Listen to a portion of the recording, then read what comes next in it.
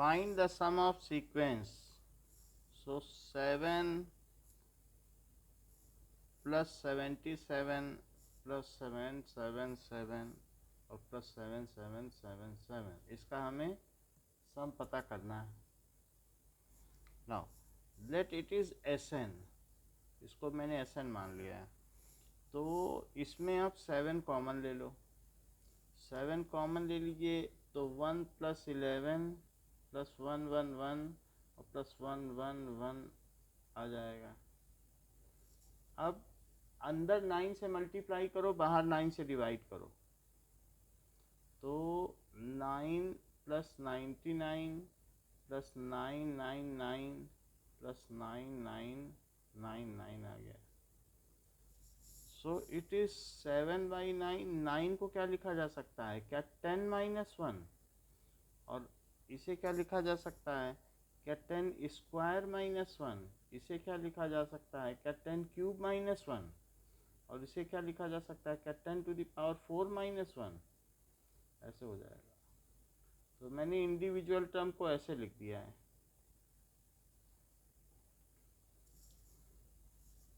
अब 7/9 में जितने भी 10 प्लस 10 स्क्वायर हैं प्लस 10 क्यूब है, इसको अलग करो क्योंकि इससे जीपी बन रही है.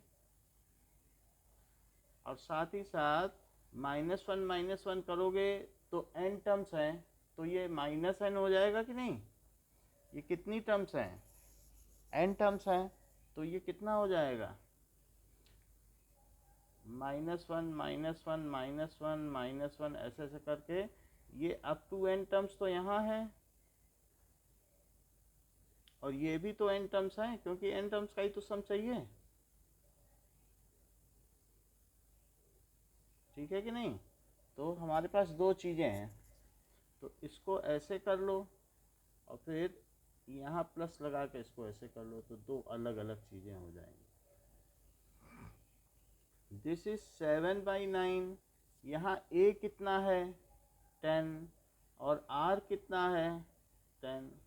ये तो -1 करके n हो जाएगा. तो दैट इज a, और r की वैल्यू बड़ी है तो a r to the power n-1 upon r-1, क्योंकि r 1 से ज़्यादा है और -n तो सिंपली लिख दो. तो 7/9 a की वैल्यू 10, r भी 10, और 10 - 1 कितना हुआ 1. ये चीज़ हो गई. तो इट इज 7/9 और 10/9, 10 टू द पावर n-1 और -n. अब जो भी आंसर हो रहा है उससे आप मिला लीजिए. तो आंसर यही है, इसमें कुछ मिलाने की ज़रूरत नहीं है, ये आपका आंसर हो गया. Next is example 16. A person has 2 parents, 4 grand parents, 8 grand parents. तो किसी भी पर्सन के 2 पेरेंट्स होते हैं. मान लीजिए 2 लोग मिले तो एक बच्चे का जन्म हो, तो ये पर्सन है. तो इसके 2 पेरेंट्स हैं, लेकिन माँ के घर के 2 लोग होते हैं, पिता के घर के 2 लोग होते हैं. फिर उसमें भी जो 2 लोग हैं उनके भी कुछ घर वाले होंगे. तो इस तरीके से 2 पेरेंट्स हैं, फिर उनके 4 ग्रैंड पेरेंट्स और 4 ग्रैंड पेरेंट्स हैं.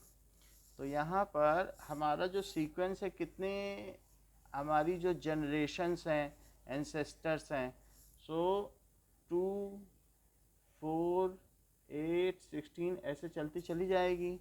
और इन्होंने कहा है कि अगर नंबर ऑफ एंसेस्टर्स 10 जनरेशन तक चाहिए तो 10 जनरेशन तक के पूर्वज कितने हैं, तो उनका सम ही चाहिए. तो a is equal to 2, r is equal to 2, so s10 is equal to a r to the power 10-1 और अपॉन r-1. अब सबकी वैल्यू रख दो.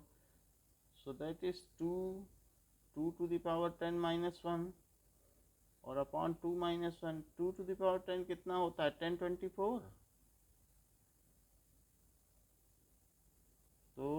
2 इंटू 1023, 2 से मल्टीप्लाई करो तो क्या 2046 आ जाएगा।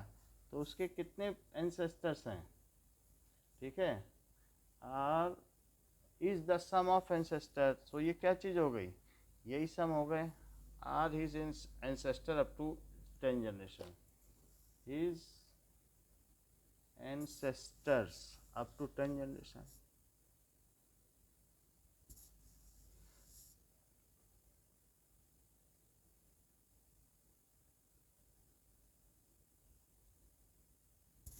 अब देखो नेक्स्ट इज ज्योमेट्रिक मीन। क्या होता है ज्योमेट्रिक मीन? का मतलब है कि कोई भी टर्म अपने अगल बगल वाले का ज्योमेट्रिक मीन होती है ज्योमेट्रिक सीरीज में। तो ज्योमेट्रिक मीन जैसे लेट ए, और ज्योमेट्रिक मीन को जी बोलते हैं, जी और बी आर इन जीपी। तो ये अगर जीपी में है तो क्या जी बाई ए बी बाई जी के इक्वल है, बताओ।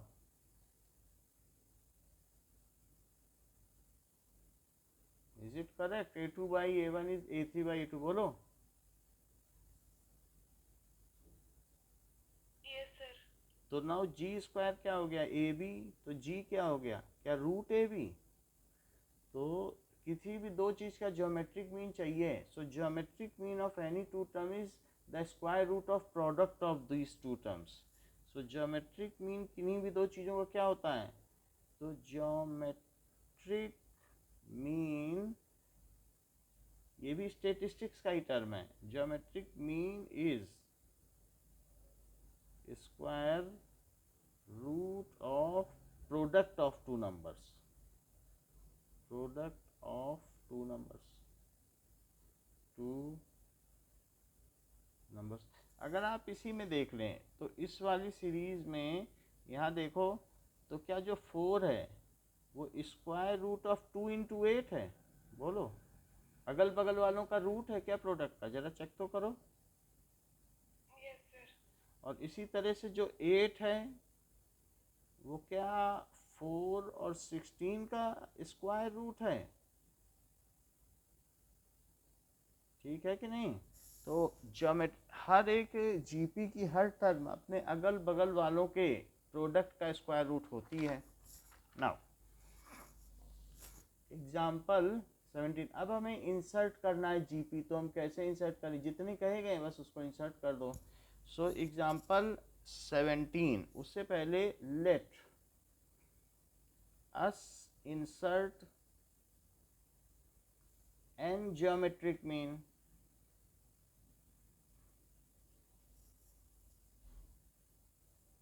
Between A and B. तो ए एंड बी के बीच में एन ज्योमेट्रिक मीन करने हैं, तो ए G1 G2 G3 से लेकर Gn और B। तो ये तो n टर्म्स तो अकेले यही हो गई। तो n प्लस 2th टर्म क्या हुई, क्या उसका formula A R to the power n plus 2 minus 1 होगा। तो वही तो b है। तो अब b by a is r to the power n plus 1। now taking n plus 1th root, जैसे थर्ड रूट लेती हो तो 1/3 नहीं करती हो, बताओ, है ना। बोथ साइड क्यूब रूट जैसे लिया है कि नहीं, तो 1/3 करना पड़ता है। तो 1/nth रूट में क्या करोगी, b बाई ए पर 1/n+1 लगाओ। और यहाँ तो अगर r पर 1n+1 अपॉन 1/n+1 लगाओगी तो क्या हो जाएगा, क्या वो चीज़ कट जाएगी, पावर इन पावर प्रोडक्ट होती है, बोलिए। तो ये कट जाएगी और यहाँ पर जो भी चीज़ है r बच जाएगा। और यहाँ b by A to the power 1/n+1। अब जो हमारी ज्योमेट्रिक मीन है वो कैसे आएगी? ज्योमेट्रिक मीन कोई भी जो टर्म है a g1 g2 g3 से लेकर gn और b, तो इसे ए आर कहा जाए, ए आर स्क्वायर कहा जाए, ए आर क्यूब। तो 3 में क्यूब आ रहा है और A R to the power n और b, इतना याद तो रहेगा नहीं। फिर भी a और r की जगह क्या लिखा जाए? यही r की जगह लिखो। तो b/a और 1/n+1 और a b/a और स्क्वायर है तो क्या 2/n+1 और क्यूब है तो क्या लिखोगी? ऐसे आता चला जाएगा। और nth टर्म में a b/a और n/n+1 और b। देखो बुक से टैली करो, g1 g2 यही है, बोलो समझ में आई बात? फिर भी हम हर सवाल को इंडिविजुअली करेंगे। फार्मूला हमको तो नहीं याद रहता है, आपको याद रहे तो यूज़ कर लेना, क्योंकि याद करने में कंफ्यूजन बना रहता है। खुद जीपी जरा सा फार्मूला लगा दिया तो ठीक है। जैसे आपको 3 ज्योमेट्रिक मीन इंसर्ट करते हैं।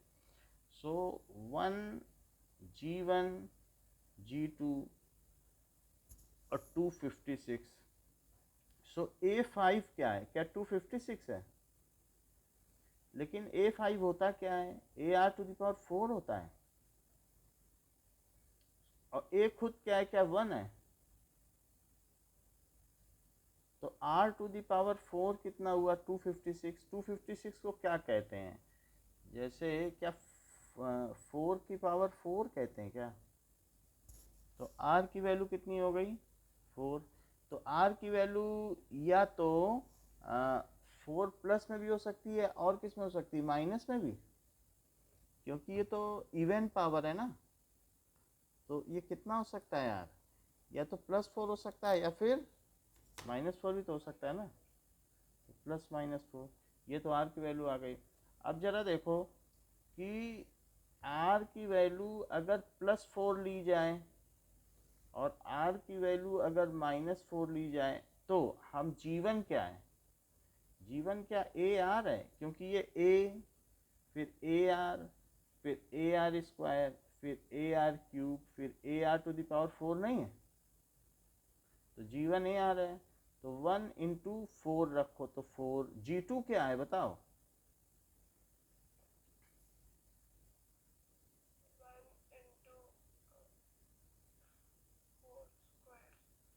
और इसी तरीके से g3 निकाल लेना, ar³।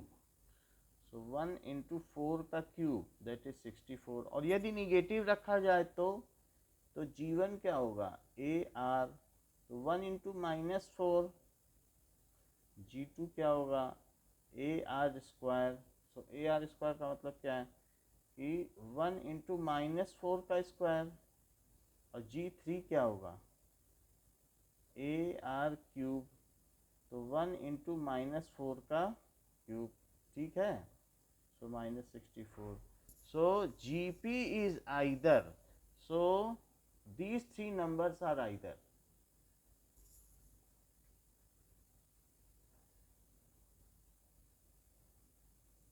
जो इंसर्ट किए गए आर आइदर 4,16, -64 और -4,16, -64। बात समझ में आ गई? बोलो। यही तो मीन हुए relationship between GP and AP. तो एएम और जीएम, अर्थमेटिक मीन का फार्मूला बताओ।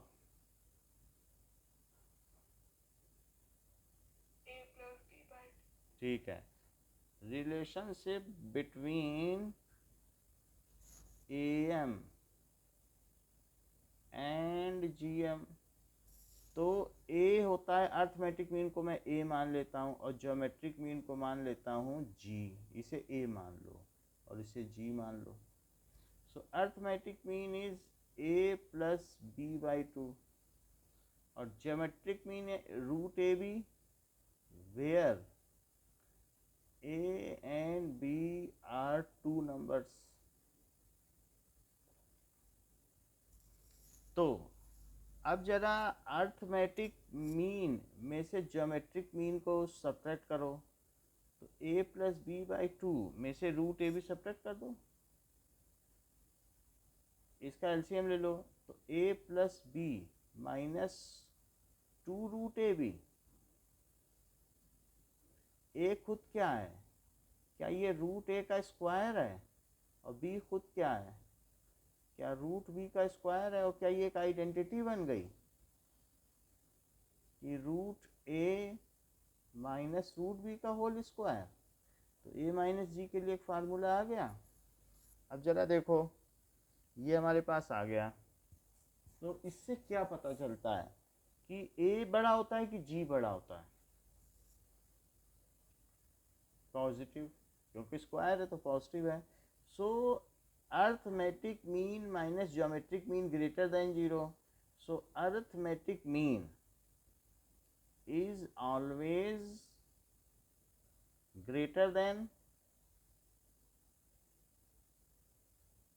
Geometric mean. जरा इस चीज को देखो, मान लीजिए अगर मैं 2 है और 8 है और इसके बीच में एक नंबर इंसर्ट करना चाहूँ, तो इसमें अगर मैं अर्थमेटिक मीन इंसर्ट करना चाहूँ तो इंसर्ट एम, तो क्या करोगी?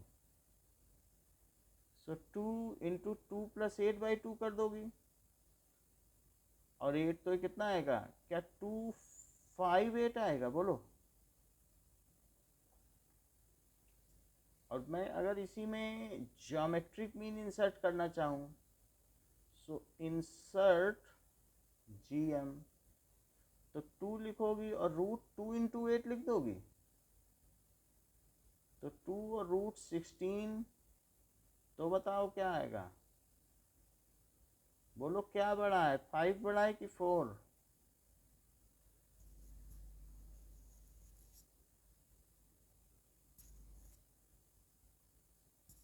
ठीक है, आवाज आ रही है मेरी कि नहीं?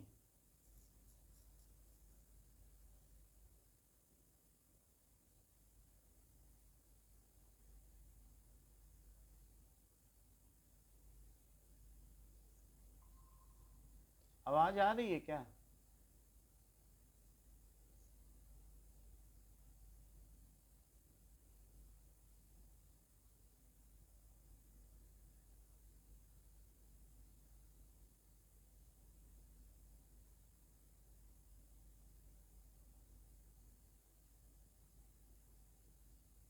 अभी आ रही है? Yes sir. समझ में आ गई बात कि कैसे अर्थमेटिक मीन बढ़ा है? Yes sir. ठीक है, अब देखो आगे।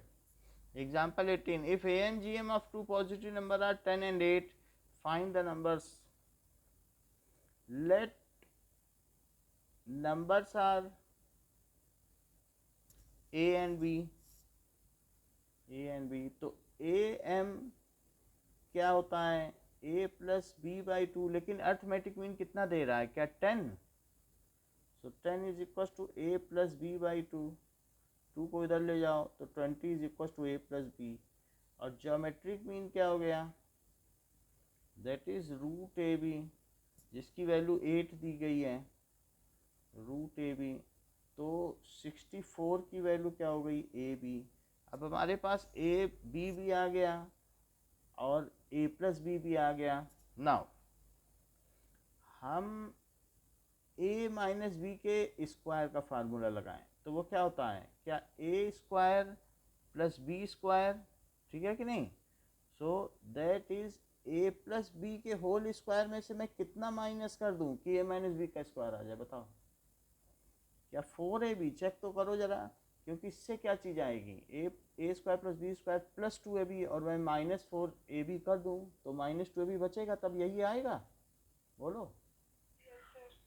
और तो 20 का स्क्वायर लिखो और यहाँ पर 4 इंटू 64 लिखो, तो 400 में से 256 माइनस कर दो,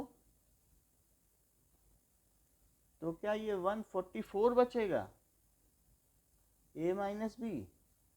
तो a माइनस बी का स्क्वायर 144, तो a माइनस बी क्या आ गया, क्या प्लस माइनस रूट 144, क्या a minus B plus minus 12 आ गया।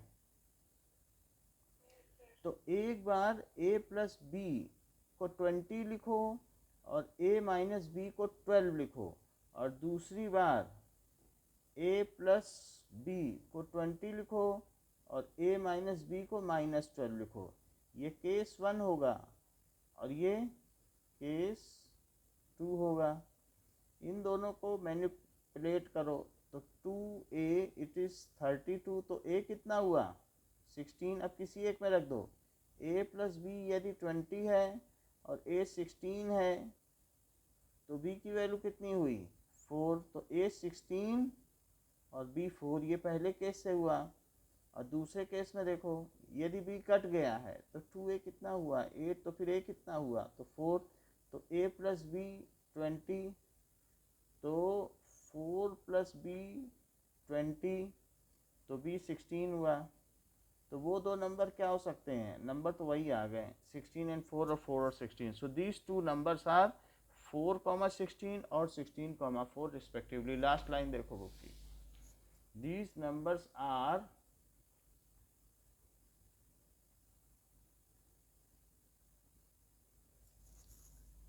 4, पहले हमारे में क्या आया 16,4, 16,4 और कोई भी पहले लिख सकती हो 4,16 रिस्पेक्टिवली। नेक्स्ट पेज देखिए,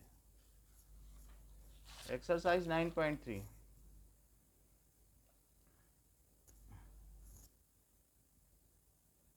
अच्छा, जो आपका टर्म 1 है उसमें ऐसा कोई चीज़ है जो टफ लग रहा हो या छूटा हो तो वो हमसे पूरी करवा लेना। वो PT1 है, टर्म 1 तो नवंबर की लास्ट। अच्छा, PT1 में कुछ छूटा है तो करवा लेना, है कुछ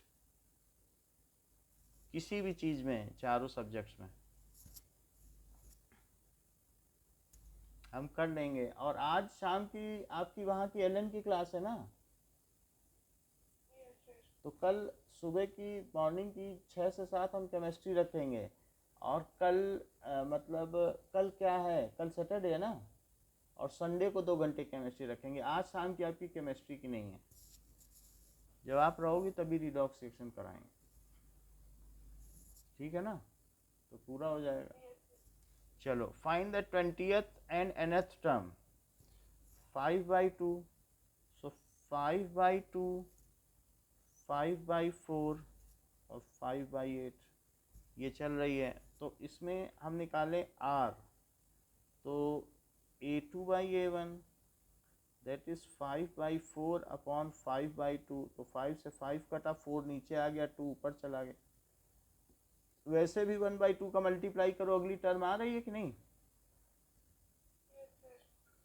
तो अब हमें इसकी 20th टर्म चाहिए, तो a20 कितना होता है ar⁻19, जहाँ पर a 5/2 है, r की वैल्यू 1/2 है और उसके ऊपर 19 लगा दो, तो 5/2 इंटू 1/2⁻19, तो क्या 5/2⁻20, इस पावर को कैलकुलेट नहीं किया जाता, यही आंसर है। Now second, find 12th term of GP whose 8th term is 192। So A8 की वैल्यू 192 दी गई है और कॉमन रेशो 2 है और R की वैल्यू 2 दी गई है, तो 12th टर्म चाहिए। नाउ AR⁻7 इज 192, जबकि R2 दिया गया है 192। 2⁻7 कितना होता है बताओ। 128 होता है कि नहीं, पता है।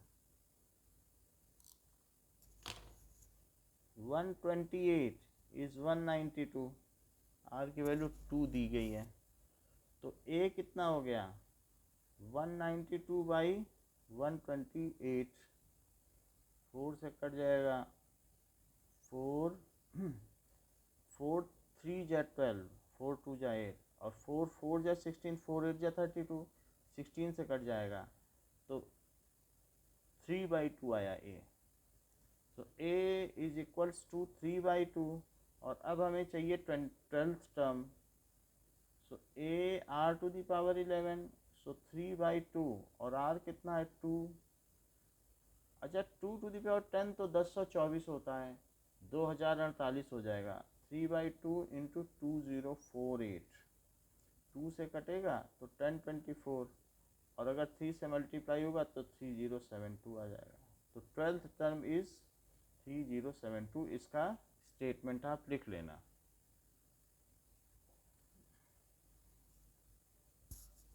द 5th, 8th एंड 11th term of GPR PQR respectively. 5th term कितनी दी है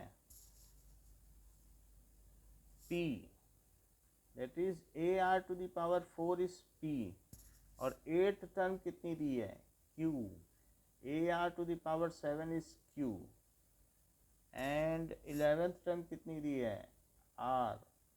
अरे R लिख दिया तो फिर S है ना, S तो ठीक है, नहीं तो फिर मुझे R बदलना पड़ता। So this is S. So इसे लिखें AR to the power 10 is equal to S। ये तीन चीज़ आ गई। अब देखो, तो आपको शो करना है Q square is equal to P S, तो RHS लो। RHS में PS है, तो PS को क्या लिखा जा सकता है, P कितना है AR टू द पावर 4 और S कितना है AR to the power 10।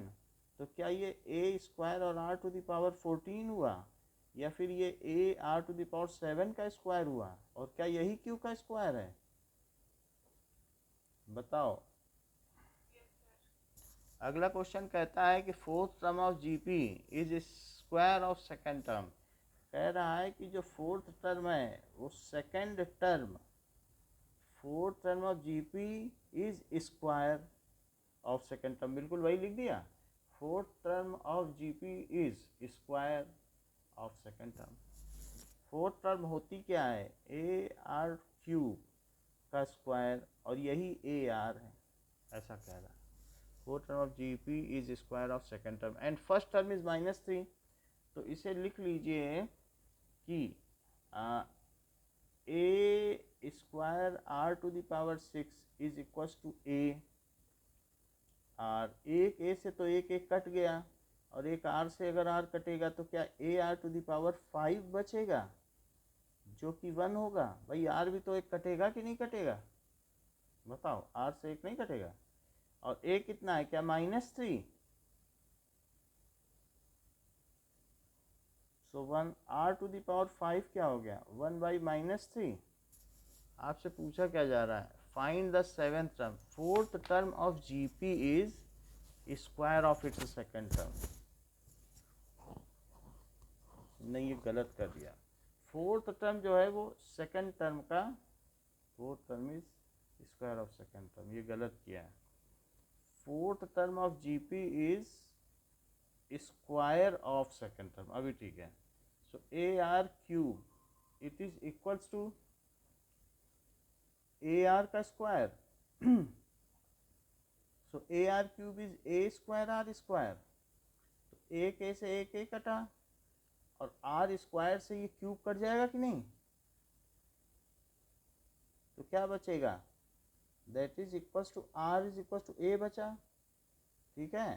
So A कितना है, क्या -3 है, तो ये दिया है दैट इज -3, तो R आ गया। समझ में आ गई बात, आवाज आ रही कि नहीं, ठीक है। और डिटरमाइन इट्स 7th टर्म, तो इसकी 7th टर्म को डिटरमाइन करो। 1 मिनट मैं आपको स्विच ओवर कर देता हूँ। अभी आवाज आ रही, 7th term, so AR to the power 6, so let us find the 7th term। so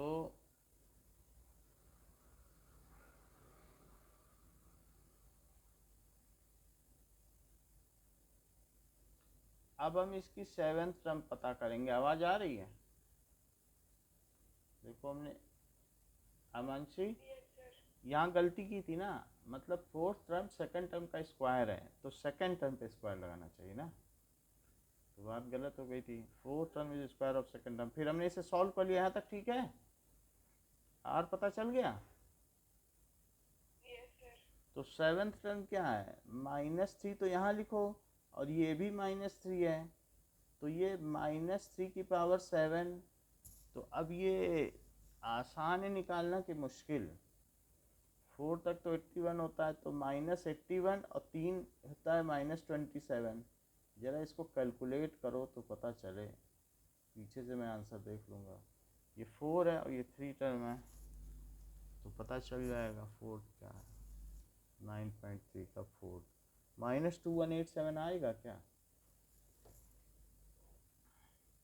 minus में आ रहा है 217, क्यों? क्योंकि फोर्थ टर्म में तो प्लस आ जाएगा ना, फोर्थ टर्म का स्क्वायर में तो प्लस आएगा, और 3 में निगेटिव, सो -2187 इतना आ जाएगा। अगला सवाल देखिए, which term of the following sequence is 128। तो फिफ्थ क्वेश्चन में ए पार्ट 2√2 4 ऐसे दिया है, तो वो लेट nth टर्म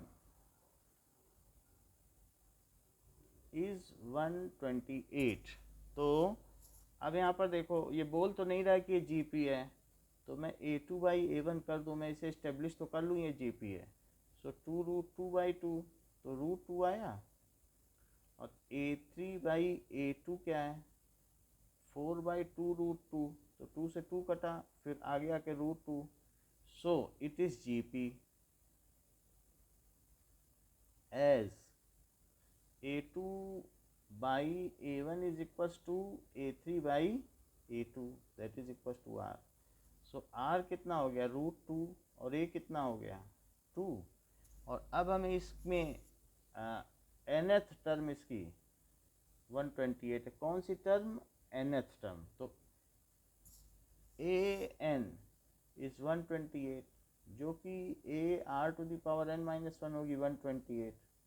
a की वैल्यू 2 है और r की वैल्यू √2 और n-1, इट इज़ 128।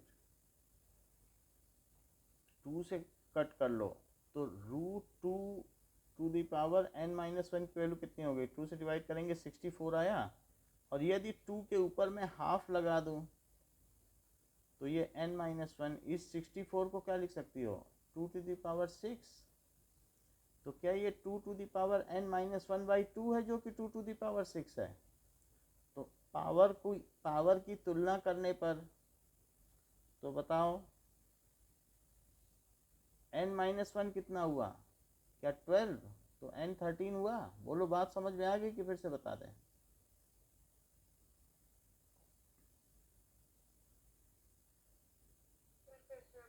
फिर से देखो, 13 टर्म इज 128। तो यहाँ से देखो, ये चीज़ समझ में आई, ये भी बता दें, उतनी आ गई। माना कि n टर्म, nth टर्म जो है 128 है, तो nth टर्म क्या होती है, ar⁻n-1 128 को क्या लिखोगी, 2⁻7, और a खुद क्या है, क्या 2 है, और r क्या है, क्या √2 है, n-1 इज इक्वल टू 2⁻7। अब √2 की power n-1 it is equal to क्या कहा जा सकता है, क्या 2⁻6।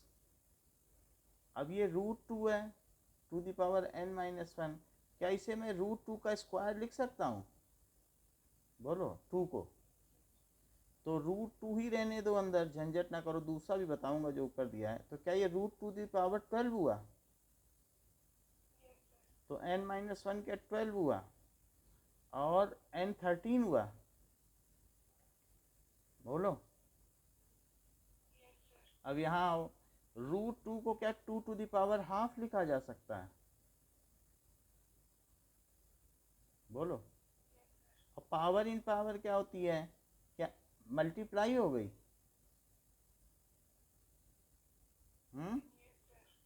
अब इनके घातांकों की तुलना करने पर, ठीक है, कंपेयरिंग एक्सपोनेंट्स, सो n-1 क्या 12 हुआ, तो बोलो n13। दोनों मेथड समझ में आ गए।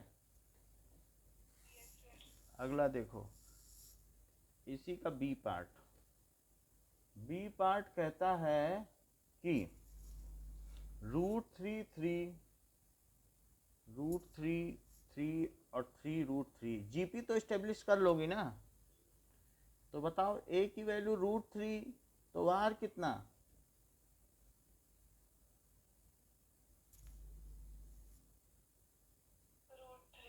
चलो अब लेट nth टर्म इज 729, तो nth टर्म हुआ n-1 इज इक्वल टू 729। 3 की कितनी पावर होती है, या 9 की कितनी पावर होती है, कुछ भी पता है तो करें, मुझे याद नहीं तो पूछ रहा हूँ। चलो करते हैं, 3 से करो, 3 2 जा 6, 3 4 जा 12, अब फिर 3 से करो, तो 3 3 और 24, फिर ये तो 4 होती है तो 6 होती है, तो 3⁶। ए को आपने √3 बताया, 3 की होगी क्योंकि यहाँ √3 चल रहा है, तो 3 की होगी, तो ये √3 और इसे क्या लिखें, ये भी √3 की power n-1 is equal to 3⁶। अच्छा अब ये 3 की पावर हाफ है क्या, तो 3 की पावर √3 से डिवाइड कर दो और यहाँ √3 बना रहने दो, तो यहाँ पर कितना n हो जाएगा। सही है, ये ज़्यादा अच्छा है, ये तो बढ़िया बात बता दी आपने, हमारा काम आसान हो गया। n करो इसे, उधर क्यों ले जाना, और 3⁶ को मैं ये √3⁻12 लिख दूं क्या, ये बात समझ में आई, अभी पीछे किया है। तो बताओ n कितना हुआ, ठीक। अगला देखो c क्या है, 1/3 1/9 और 1/27। बताइए इसमें a क्या है और r क्या है, r बताओ। तो let it's nth term is 1/19683, जिसे कि ar⁻n-1 कहा जा सकता है।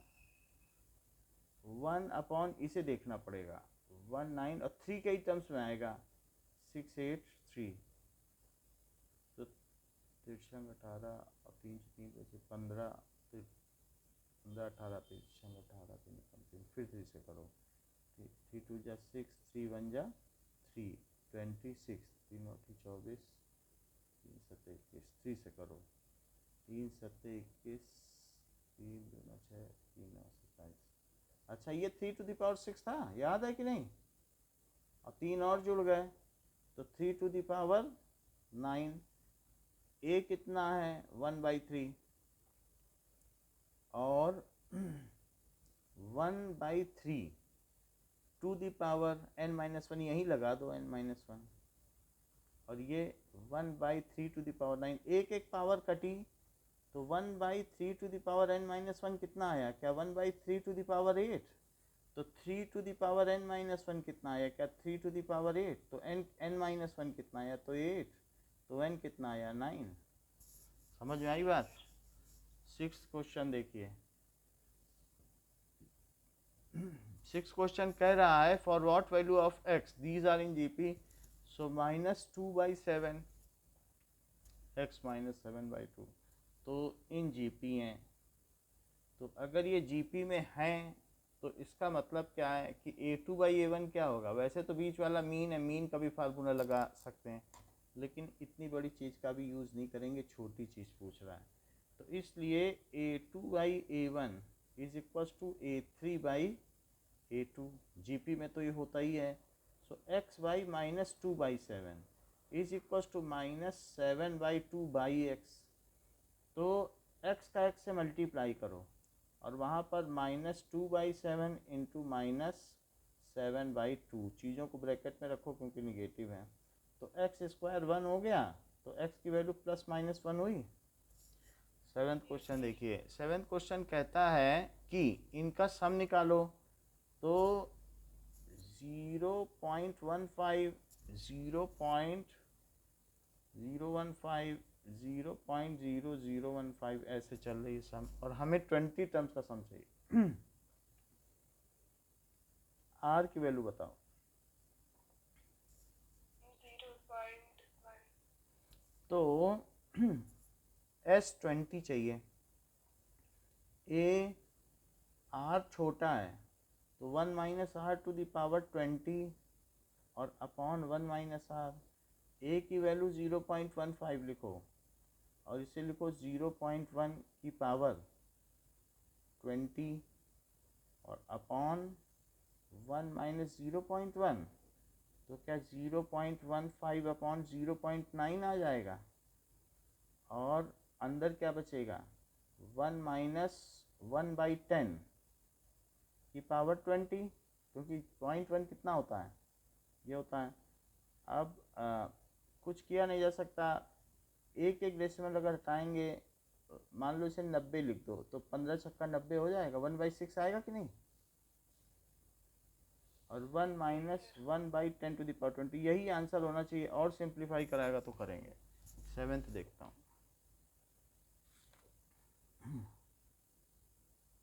0.1 लिखा है, कोई बात नहीं, पीछे 0.1 में लिखा है तो उसमें लिख दो, एक ही बात है। एट्थ क्वेश्चन देखिए, एट्थ क्वेश्चन क्या है, √7 √21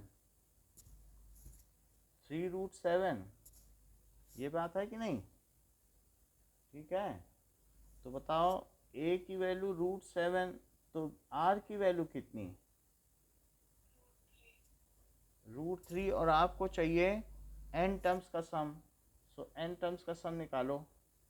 Sn is equals to A R 1 से बड़ा है, r⁻n - 1 अपॉन r-1। सो √7 √3 की पावर n-1 अपॉन √3 - 1। अब रेशनलाइज कर दें तो कर दें, पीछे देखें से पता चलेगा किया है कि नहीं, करेगा तो हम भी कर देंगे, कर रहा है रेशनलाइज तो हम भी करेंगे।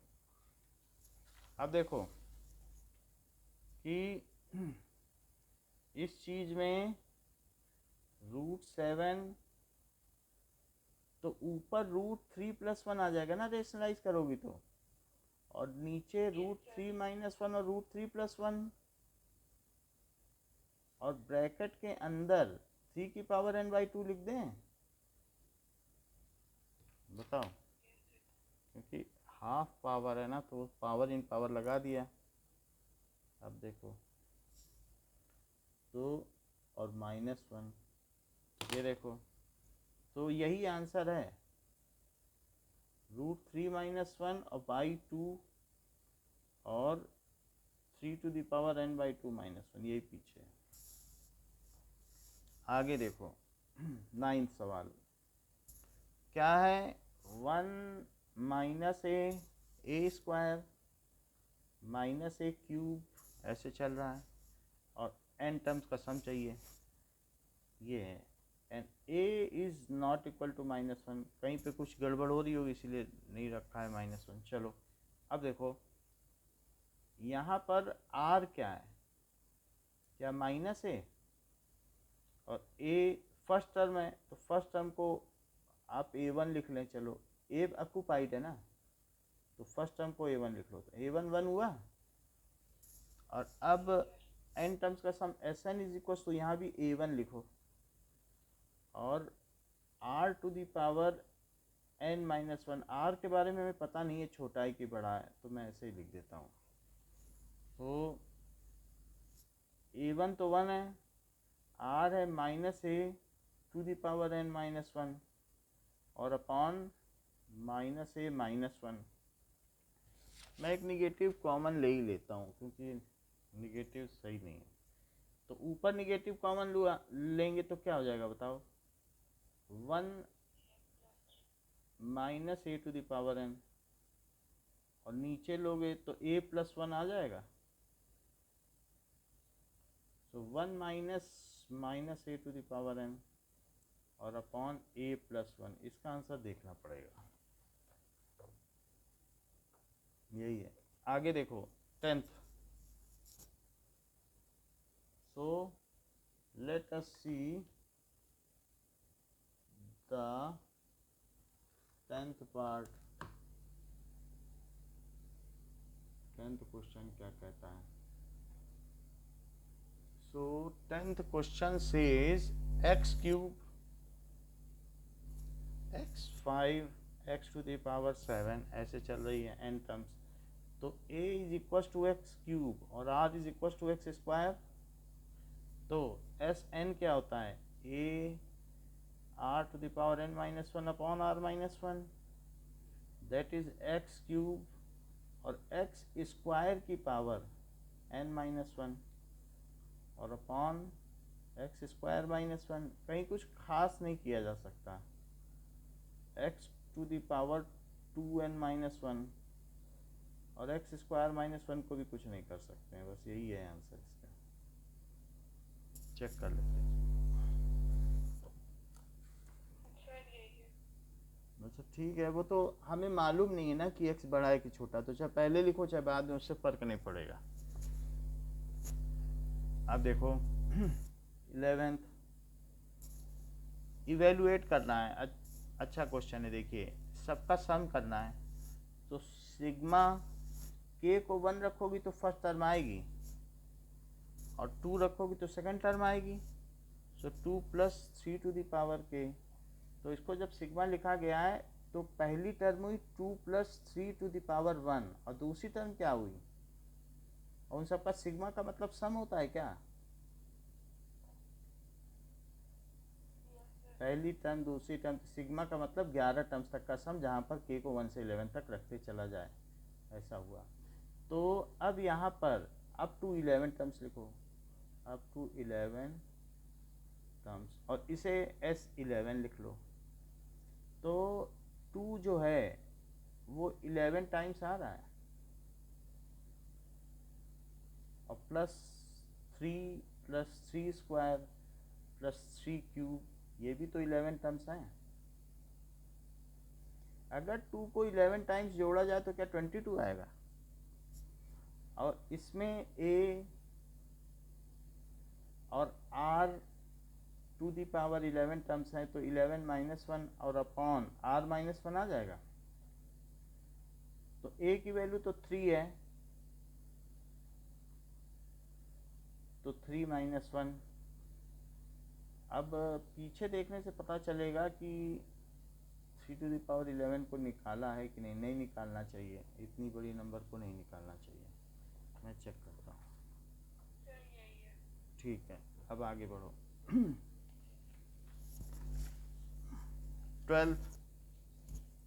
12th क्वेश्चन में कह रहा है कि the sum of first 3 terms of GP, जिस प्रोडक्ट की बात कर रहा है, तो let A by R A and A R, R R का मल्टीप्लाई करो, आगे की टर्म पाती जाओ। तो इसमें करोगे तो ये, और इसमें आर से करो तो R in GP, R in GP. तो इनका सम क्या है और प्रोडक्ट क्या है? पहले प्रोडक्ट की बात करो, A by R into A R, तो ये कितना है 1। सारे आर कट गए तो ए क्यूब कितना है? तो ए कितना है 1। जब ए 1 है तो अब इनका सम करो, placing value of A, placing value of A, तो 1 by R 1 and R in GP. इससे क्वाड्रेटिक फार्मूला बन जाएगा, +1 और प्लस आर, इन तीनों का सम कितना दिया है 39/10। R1 plus R square, this is 39/10। R को उधर ले जाओ, 10 को इधर ले आओ, तो 10 प्लस 10r और प्लस आर स्क्वायर, तो क्या हो जाएगा 10 plus 10r plus 10r², it is equal to 39r। तो बताओ 10r², अब ये 39r इधर आएगा तो क्या -29r बचेगा, और प्लस 10 इज इक्वल टू 0। 10 का मल्टीप्लाई करो 100 को ऐसा तोड़ो कि 29 आए, ऐसी कोई युक्ति है कि नहीं है? तो अब इसको 5r करो और यहाँ 2 करो, तो 5r minus 2, 2r minus 5 is equal to 0। ठीक है। तो r की वैल्यू 2/5 ही आई दोनों में, और 5/2, एक में 5/2 आ गई। अच्छा, अब पूछता क्या है हमसे, common ratio, find the common ratio and the terms, वो टर्म भी पता करनी है। तो अब टर्म पता करनी तो केस 1 केस 2 लो। Case 1, a is equal to 1, r is equal to 2/5, so a/r is equal to 1/2/5, that is 5/2। फिर दूसरी टर्म a है, a इज 1, और ar that is 1 into 2/5, that is 2/5. So 5/2, 1, 2/5 are the desired terms. जबकि case 2 में हमें r क्या लेना है, 5/2, तो a/r क्या हो जाएगा, 1/5/2, जो कि 2/5 बनेगा। a की वैल्यू तो 1 ही है, तो फिर ar क्या बनेगा, 1 into 5/2, जो कि 5/2 है। सो 2/5, 1, 5/2 आर इन GP। समझ में आ गई बात? बताओ 13th क्वेश्चन देखो। 13th क्वेश्चन कहता है कि how many terms are needed to add. तो जो सवाल कर पाओ वो हमें बता दिया करो। सर ये तो कर दूंगी। हाँ तो कर लोगे ना। 13th 14th देखिए, 14th क्या है, the sum of first 3 terms दे रहा है, और फर्स्ट 3 टर्म्स का सम जीपी में है, और सम ऑफ नेक्स्ट 3 टर्म्स 128 है। देखो कि ar² ar³ ar⁴ और ar⁵। तो फर्स्ट 3 टर्म्स और नेक्स्ट 3 टर्म्स ये जीपी में चल रहा है। तो फर्स्ट 3 टर्म्स का सम कितना है, sum of first 3 term is 16, a plus ar और प्लस ar² कितना है, क्या 16 है। तो क्या a1 प्लस r² ये 16 है, और साथ में ar³ और प्लस ar⁴ और प्लस ar⁵ कितना है, 128। ओके 128, ठीक है 128 है। तो ar³ कॉमन लो, तो अंदर क्या बचेगा, क्यूब लोगे तो r बचेगा, यहाँ r आएगा, क्यूब स्क्वायर नहीं आएगा। तो यहाँ लिखिए r। नाउ तो ये आ गया 128। अब इन दोनों को डिवाइड करो आपस में, तो डिवीजन से क्या होगा, ar³ और 1 प्लस r² इसमें भी है, और नीचे क्या है, यहाँ सिर्फ a है और 1 प्लस r²। तो ऊपर कितना आया 128 और नीचे आया 16, 16 7 112, 16 8 128, 8 आ गया। ये इससे कटा, a से a कटा, तो r³ कितना आया, 8 आया। तो r कितना आया, 2 आ गया। अब आपसे पूछा क्या जा रहा है कि determine the first term. First term कैसे निकालेंगे, सो फर्स्ट टर्म निकालने के लिए 1 + r कितना है, क्या 16 है, जबकि r कितना आ चुका है, सो 4 1 5 2 6 आ गया, यही आया होगा। तो 4 4 5 7 आ गया ना, 3 4 7 16। तो a की वैल्यू कुछ अटपटी आ रही है, लेकिन अब जो भी है यही आ रही है। सो हमारे पास तो ये फर्स्ट टर्म कॉमन रेशो भी निकल गया। Sum of N terms of GP, तो sum of N terms of GP देखो, एस एन क्या होगा, आर आ गया, ए आ गया, तो एन ए आर बड़ा है, r⁻n−1 अपॉन r−1, 16/7 और 2⁻n−1 बाई 2-1, सो ये 16/7 और 2⁻n−1 है, यही होना चाहिए पीछे का आंसर। 16/7 ही आ रहा। चलो अगली बात करो आगे की। ओके, इतनी बात समझ में आ गई? तो 7 बज गए हैं, आज के लिए इतना ही रखो। टर्म 1 का कुछ भी, फिर से बता रहे हैं, कुछ भी ऐसा PT1 का कोई भी चीज़ हो जो ना आती हो, ठीक है, तो पूछ लेना, सही है। सिलेबस से संबंधित कुछ भी हो आप हमसे पूछ लेना। Okay, thank you, sir. Welcome.